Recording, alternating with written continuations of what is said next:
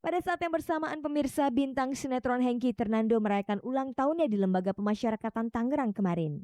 Istri, anak serta para penghuni rumah tahanan hadir untuk memeriahkan hari bahagia Hengky itu.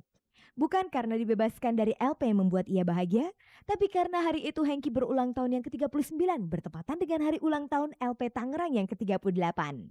Berbeda dengan ulang tahun sebelumnya, ulang tahun Hengky kali ini dirayakan dengan sederhana.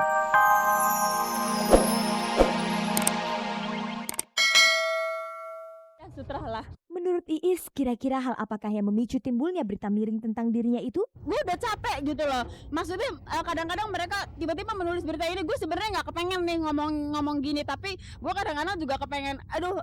Kalian tuh kadang-kadang juga kepengen, gue pengen ketawa, pengen nangis, pengen ini, tapi gue akhirnya ya sudah lah gitu.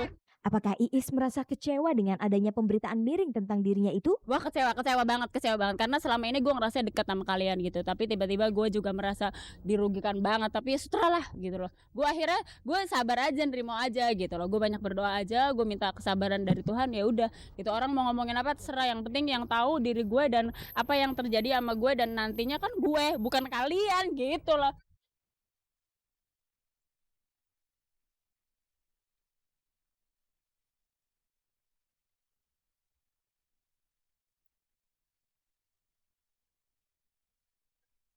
Pemirsa, berikut ini kita simak liputan aktual yang berhasil dihimpun tim Cek dan Dicek.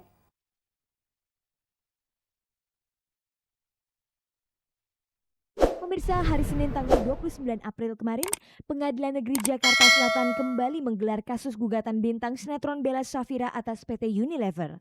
Sidang kali ini berisi putusan hakim atas gugatan Bella yang menuduh Unilever sebagai produsen sabun kecantikan yang diiklankan Bella telah melakukan perbuatan melanggar hukum, yaitu melanggar surat kontrak.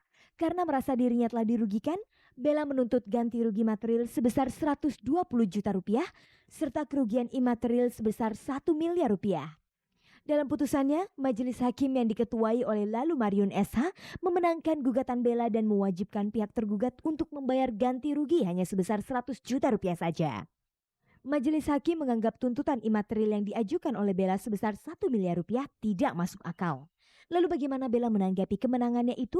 Terima kasih sekali karena keadilan itu ada di pihak kami gitu.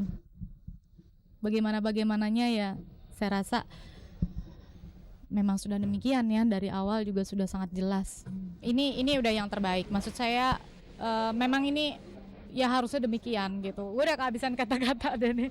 Meski Bella menang dalam persidangannya, hakim hanya mengabulkan ganti rugi sebesar 100 juta rupiah, jauh di bawah tuntutan Bella.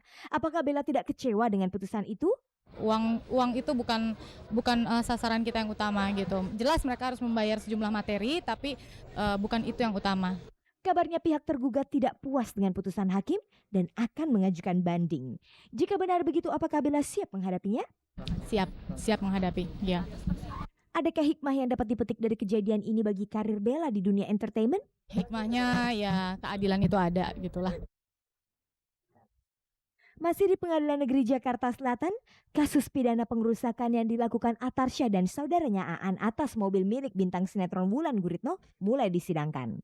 Dalam sidang pertamanya itu, Atar yang sempat mendekam di Lembaga Pemasyarakatan Cipinang hadir ditemani ibu dan kakaknya Denny Aries serta pengacaranya Zakaria Ginting. Pada sidang pertama yang hanya berlangsung selama 1 jam itu, penuntut umum mendakwa Atar dan Aan dengan tuduhan pengerusakan berdasarkan pasal 170 KUHP yang isinya pengerusakan dengan ancaman berat dan pasal 406335 KUHP yang isinya pengerusakan dengan ancaman ringan. Bagaimanakah perasaan Atar mendengar dakwaan hakim itu? Kalau menurut di persidangan ini aku disangkakan gitu loh, belum ini. Ya kalau benar-benar tetap aku bersalah, tapi di persidangan ini aku bersalah, tapi aku benar-benar jujur nggak bersalah, aku berani sumpah pocong gitu loh. Apakah Atar tidak merasa dirinya telah melakukan pengerusakan terhadap mobil yang ditumpangi Wulan dan Shalom anaknya? Ya Atar cuma bilang turunin anak gua, salah itu aja sih. Sebenarnya itu anak Atila kan. Atar bilang berkata itu, kata-kata kotor itu nggak, apalagi mengancam itu wah. Dan Atar nggak banyak ngobrol sama Wulan, Atar ngobrol banyak sama bapaknya. Ya sama itu masalah sopan santun lah. Apakah Atar memiliki saksi yang dapat meringankan dakwaannya itu? Itu Nanda Tapi kenapa nggak ditanyain gitu? Kenapa nggak dimintain keterangan BAP-nya, itu aja. Dia satu-satunya yang merhatiin terus. Soalnya ya dia yang ngikutin kejadian Atar dari awal sampai akhir, itu dia. Banyak saksi dari pihak Wulan yang memberatkan Atar, termasuk polisi yang ada di tempat kejadian. Bagaimana tanggapan Atar mengenai hal itu? Ya kan aku dengar-dengar kalau bersaksi palsu itu kan bisa dituntut kan. Ya itu aja aku harap ya pengadilan akan menuntut yang bersaksi palsu gitu. Yang memalsukan lah kejadian ini gitu loh.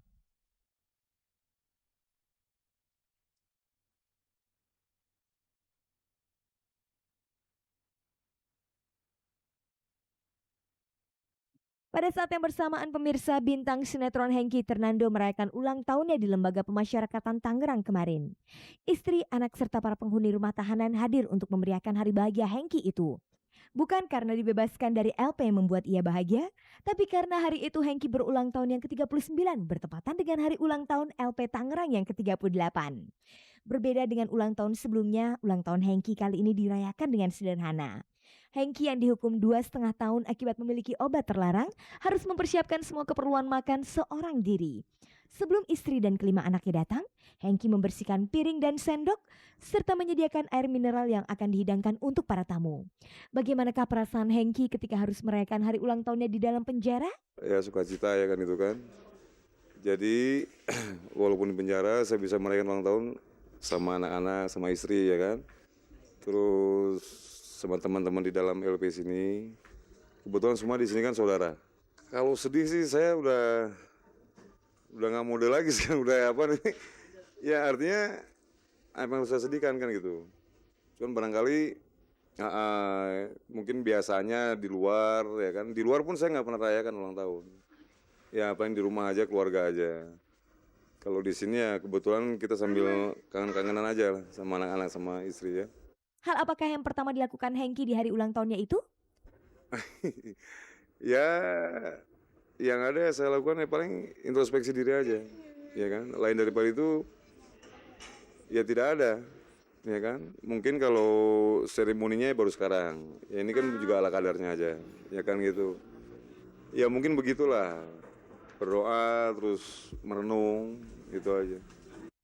Selama menjalani masa tahanan, Baby Sylvia sang istri tetap setia mendampingi dan selalu membawa anak-anaknya untuk mengunjungi Hengky di LP Tangerang. Di hari ulang tahun Hengky, Baby sengaja menyiapkan kue tart, tumpeng yang sengaja dibuatnya sendiri, serta sejumlah makanan yang akan dibagi-bagikan kepada seluruh penghuni LP Tangerang.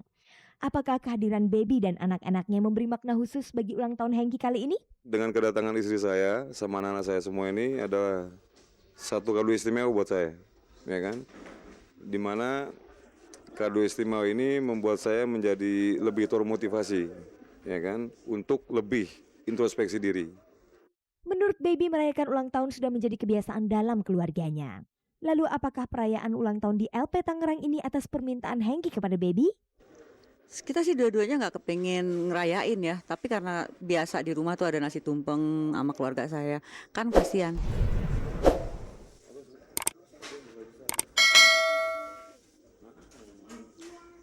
Saya bawain aja gitu.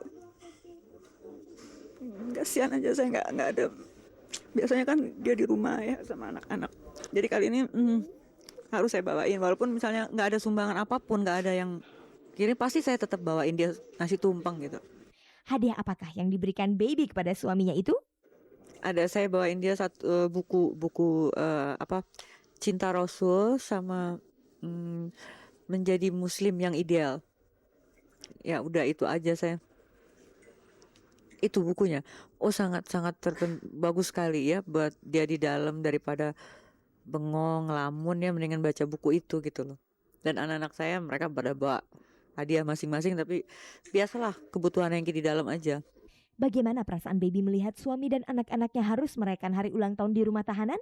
Saya memang sok nutupin diri aja bahwa nggak apa-apa gitu, tapi deep in my heart ya, dalam hati saya yang paling dalam tuh saya sedih sekali, tapi ada hikmahnya ya buat saya, bahwa Tuhan akan menjanjikan saya sesuatu yang baik sekali ya. Mudah-mudahan tahun-tahun berikutnya saya ulang tahun suami saya di rumah dan derajat keluarga saya dinaikkan sama Allah atas kejadian ini semua.